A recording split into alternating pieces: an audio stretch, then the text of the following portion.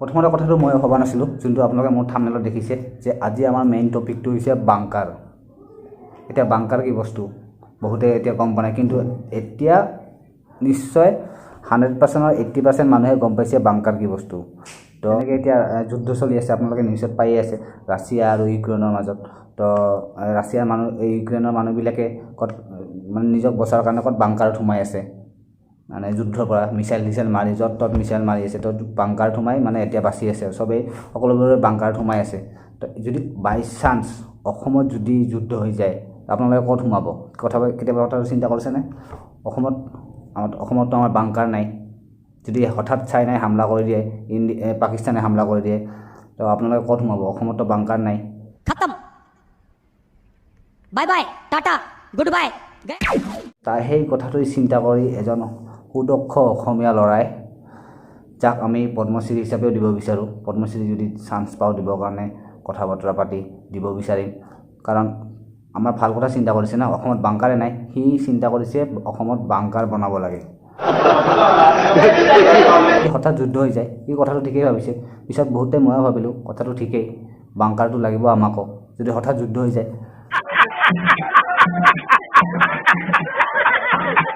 চাইনাই missile ফেলাই দিল, পাকিস্তানে missile ফেলাই দিল, আমি ক'ত সোমাম? বাংকাৰতে সোমাব লাগিব, নহ'লেতো একো উপায় নাই। তো সেই মানুহটো অকল ভাবিয়ে নাথাকিল, সি সেই কামটোৰ কাৰণে মিস্ত্ৰীৰ লগত কণ্টেক্টো কৰিলে, আৰু সেই মিস্ত্ৰীজন আমাৰ ফেমাছ মিস্ত্ৰী গুডু মিস্ত্ৰী।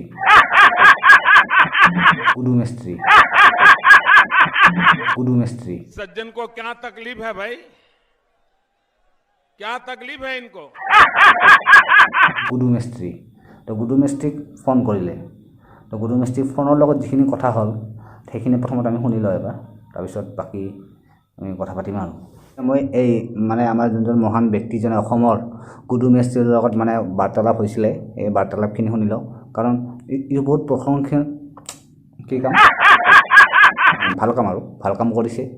তো আপোনালোকক মই এবাৰ শুনাই দিছোঁ, কাৰণ এতিয়া আমিও চিন্তা কৰিব লগা হ'ল যে হয় যদি অসমত হঠাৎ যুদ্ধ হৈ যায় আমি ক'ত সোমাম? বাংকাৰটো লাগিবই নিশ্চয়। তো মিস্ত্ৰীৰ লগত কথা পাতিছোঁ, আশা কি হয়, মিস্ত্ৰীয়ে কি কয়। মই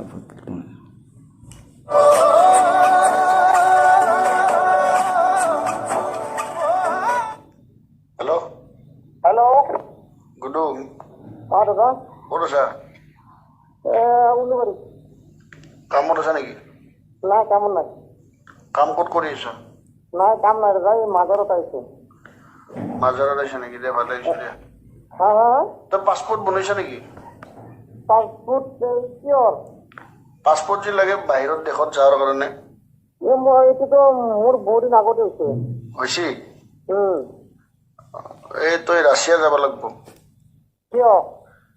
এই বাংকাৰ বনোৱা শিকি আহিব লাগিব, কেনেকে বাংকাৰ বনাই, চাইৰেন বাজলি যি, বম ব্লাষ্ট হলি যি, মিছাইল চিছাইল মাৰলি যি মানুহ বাংকাৰত সোমাই আছে।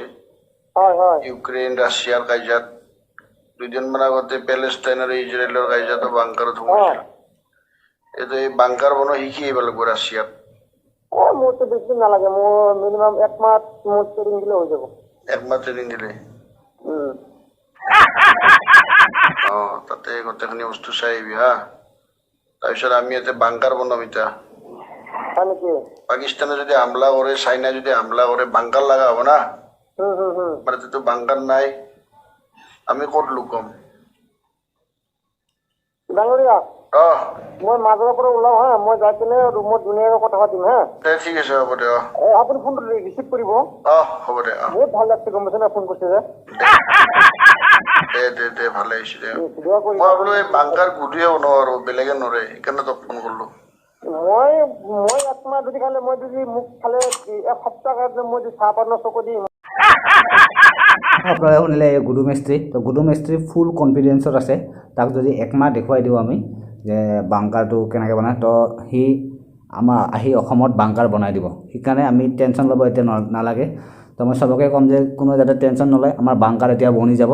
খালি গুডু মিস্ত্ৰীক একমাহৰ কাৰণে আমি ৰাছিয়াত পঠাই দিব লাগে, ইয়াক কেনেকৈ বাংকাৰ বনায় একমাহমান যদি সি চাই দিয়ে, মানে সি আহি অসমতো বনাই দিব। তো এইজন আমাৰ ইণ্ডিয়াৰ এইটো টেলেণ্ট আছেই আগৰ পৰা, আৰু কিন্তু সকলোৱে জানে আমি কেইদিনমান দেখিলেই হ'ল আমাৰ গুডু মিস্ত্ৰীয়ে কৈছে সি ফুল কনফিডেঞ্চৰ আছে ইয়াৰ পাছপৰ্টৰ কামটো হৈ গ'লে বাকী ইয়াক ৰাছিয়াত পঠাই দি আমি বাংকাৰ বনোৱা কামটো ষ্টাৰ্ট কৰি দিম তো আজি আপোনালোকে দেখিলে শুনিলে আপোনালোকে কথাটো চিন্তা কৰক আৰু যিমান পাৰে ভিডিঅ'টো আগলৈ শ্বেয়াৰ কৰক